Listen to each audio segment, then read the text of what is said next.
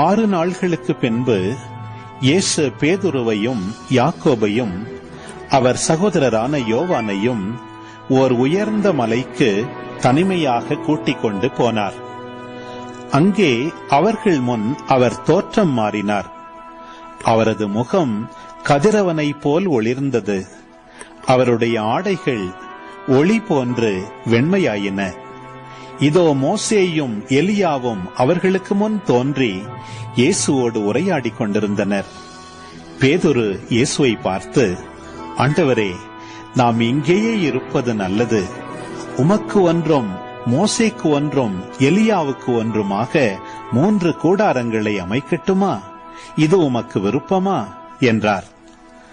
அவர் தொடர்ந்து பேசிக் கொண்டிருந்த போது ஒளிமயமான மேகம் ஒன்று அவர்கள் மேல் நிழலிட்டது.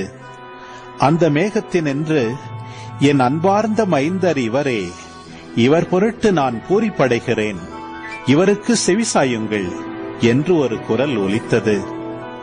அதை கேட்டதும் சீடர்கள் மிகவும் அஞ்சி முகங்குப்புற விழுந்தார்கள்.